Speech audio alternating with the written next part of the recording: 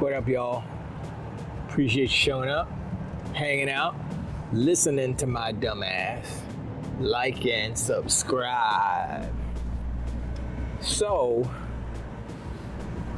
it seems that, why do I always start every video with, so it seems that. So, Sony, there's rumors, okay? There's rumors that Sony is putting out a handheld that is just a, what's it called? Shadow play or whatever it's called for the PS5. So it's basically just a remote play. There it is.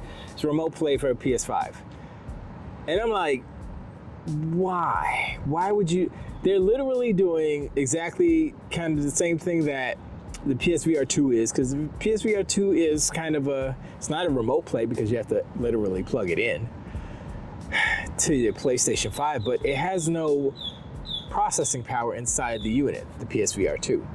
The only processing there is for video stuff, whether it's encoding or to drive the screens and to drive the haptics and stuff, But other than that, there's no CPU, GPU, and all that stuff to have a standalone unit. And so why would they make a remote play little handheld for the PS5? It seems like a waste of money. It seems like a waste of time. It seems like a waste of a lot of things. And I mean, have they not learned that I'm like people were saying, oh yeah, it's gonna be cheaper than the Valve Index. Not the Valve, I'm sorry. Cheaper than the Steam. Wow, why is my brain not working? Cheaper than the Switch, I would assume. That's OLED Switch, which is $350. Cheaper than the Steam Deck, there it goes. Which ranges from, I guess, $300 to $550 or something like that. I don't know. I don't remember. But yes, if it doesn't have any computational guts, then yes, it better be cheaper. But you know what it's not going to be? It's not going to be as cheap as you think it is, because this generation, Sony's own that shit.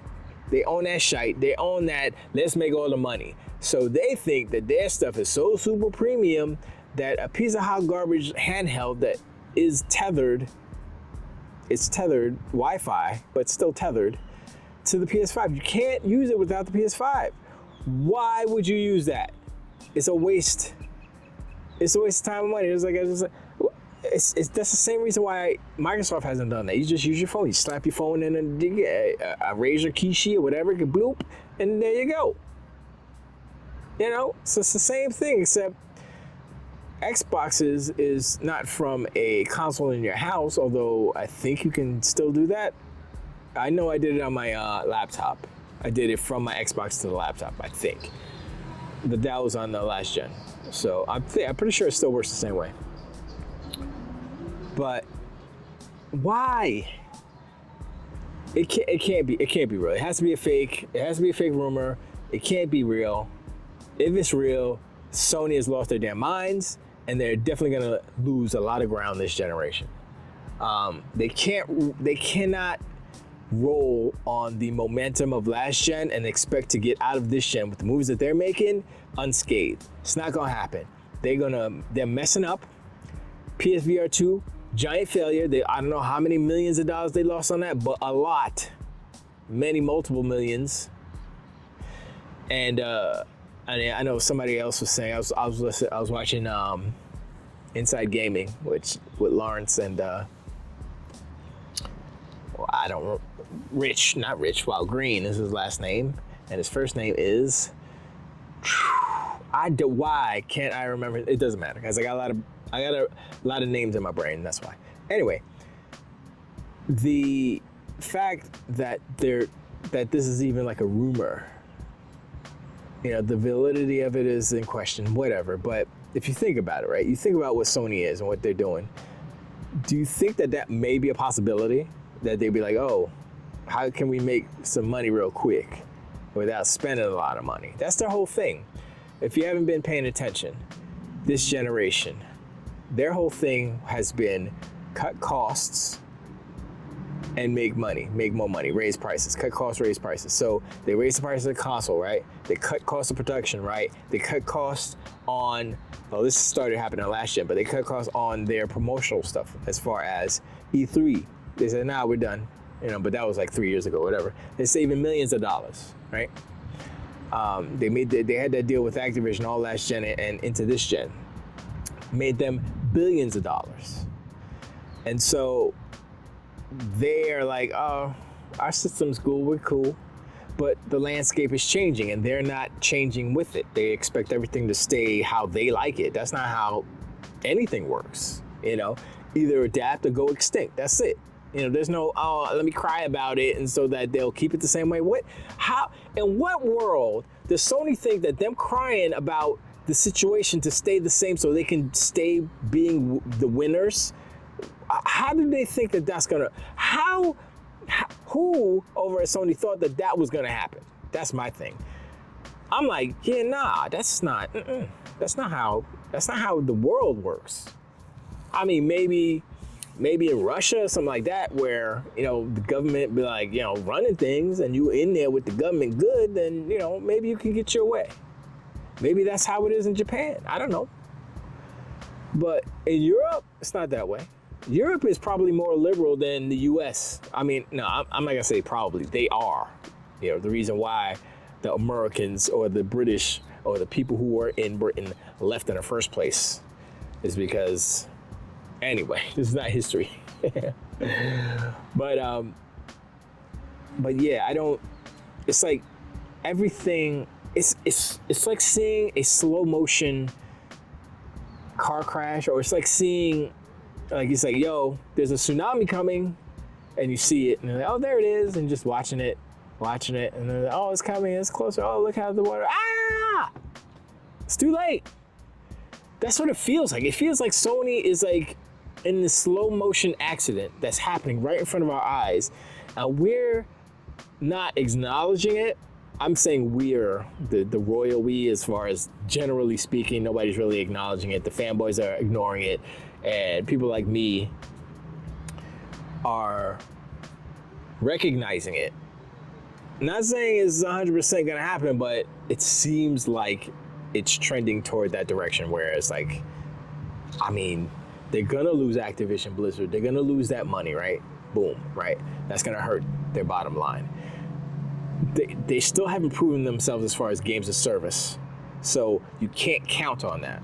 I mean, they're counting on it, but they have failed in every attempt for the past 30 years to do something in that arena, in that realm, in that genre. They failed time and time again. What makes you think that they can do it now?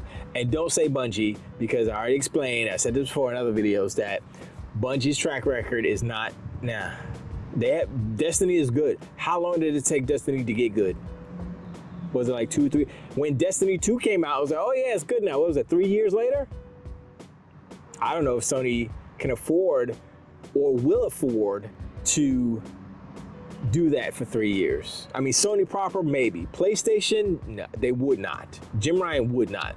Luckily, Jim Ryan's not in charge of Bungie. Sony is. So that's the saving grace for the whole Bungie situation, and why that deal is pretty good for them, in that they talk to Sony. They ain't got nothing to do with PlayStation's over there, whatever. We not part of y'all. Y'all, they ain't got nothing to do with us. I mean, they can ask different things, but honestly, the technology that they have, Bungie, is more valuable to PlayStation than any technology that PlayStation has to Bungie. PlayStation has nothing that Bungie needs. Let's put it that way. But Bungie has everything that PlayStation needs. And like I said, it is not guaranteed. It took them a while to get Halo where it needed to be. It took them 3 games. Halo 3 was where, okay, Halo's good, for real. I mean, at the first one, it was like, oh, this is cool. No multiplayer. Second one, oh, the campaign sucks. What is this ending? Cliffhanger. They rushed. They literally didn't finish the game. But the multiplayer was pretty good. It was the first time, anyway. Then Halo 3, they got it all together. And then Halo ODST, that was pretty dope because it was different. It's cool. And then Halo Reach, I liked it. It was cool. But they're different in that they're not what games are today. They're not games of service. You know, that's what games are today. And so you look at Destiny, and you notice Destiny's strongest point is not what Bungie was known for. I mean, yes, they're known for the 30 seconds of fun or whatever, and that's fine. That's still constant. But multiplayer. Their multiplayer on there is like, what? Who? Nobody cares about that. They're waiting for the content drops. You know, play through that, play through the raid, play through all that, and then boom, they're done. So I'm still wondering what Bungie's gonna make and how are they gonna be better than what they've been on the launch of said game, whether it's Matter or whatever else they're making. And can they come out the gate and be a popular and successful game? I'm gonna say probably not, because they're gonna cannibalize some of their own audience. If they come out with a game it probably won't be PlayStation exclusive, because they said they don't want to do that. So, I mean, that's a plus for the game itself, but they're cannibalizing Destiny players for whatever this new game is. They're going into a market where all these other games exist. COD, Warzone, freaking Apex Legends, Fortnite. It's still there, even though it's a different type of game. Still, it's a beast. You know, and every other little game that's not as big, Halo Infinite, still in there, not so much, not that big, but it's still a good game and it's still relevant and people are actually still playing it. So the chances of Bungie, owned by Sony, making a banger that is better than the best. I mean, I think they have maybe one of the best chances out of most. I think Respawn will probably make a better game, honestly, because Titanfall was okay. Titanfall 2, brilliant. Titanfall 2 multiplayer, brilliant. I think Respawn is the only studio that can rival Call of Duty, right? Because they were literally the Call of Duty studio. They were Infinity Ward, but they left, and Activision kept the Infinity Ward name. Respawn is Infinity Ward 2.0, basically. And you can see it when you play Titanfall. It's like, yo, this game is crazy. It's nice. And it is. Especially the campaign on Titanfall 2 it's like the best campaign, first player campaign I've played. I don't remember. I mean, Half-Life 2 might be close with the episodes 1 and 2. Maybe. But yeah, I would say Respawn is the closest thing to like, if they say, yo, we're gonna make a Call of Duty competitor, I mean, they could just make Titanfall 3 and let's go. And it would do I think it would be a good competitor. It would be better than Battlefield. I'm gonna say, yep. But, you know, I don't think Sony or Bungie are up to the task. If you look at the studios that are making the games, like you say, Call of Duty's at the top of the pyramid, then you have, let's say Call of Duty and its support studios. I'm gonna just say Call of Duty because there's like a billion studios making that game. But so Call of Duty, right? And then you got Respawn, and then you got EA, DICE, or I don't know who's making what game over at EA. So you got Call of Duty, Titanfall, Apex Legends, Battlefield. What else? I mean, Fortnite, sure, that's in the mix. If you want to look at how much money these things are making, sure. But as far as playability and why people play it, it's a different reason why people play Fortnite versus Call of Duty. So more people would play a Titanfall 3 multiplayer or whatever versus Fortnite if you're a Call of Duty player. If you're going to go away from Call of Duty, say, forget about Call of Duty, I'm done, what game are you going to go to? If Respawn goes in and says, yo, we got some stuff for you, here you go, they'll probably just go to Apex Legends, to be honest. Or I think what they should do really is incorporate more of Titanfall into Apex Legends. I know it's all in the same universe, but they feel a little more bespoke than, because there are no Titans in it, honestly. That's the only reason. Well, honestly, I don't even know if there are Titans. I haven't played Apex Legends in a minute, so there might be. But anyway, I'm rambling now. But anyway, I mean, the whole Sony being scared, and I mean, that's not what we talked about. But let me know in the comments. I told you my brain is messed up. Let me know in the comments about, well, which company, which studio do you think could come up with a Call of Duty alternative? You know, you already heard what I had to say, but let me know in the comments. I'm curious. I know I'm missing somebody. There's plenty of studios out there that could do some stuff, but let me know. And also, yeah, just whatever else you guys want to talk about in the comments is fine, because that's how I roll. Remember, I read them all, so yeah. But yeah, I appreciate y'all hanging out and all that good stuff, and I'll see you on the next one. To the way.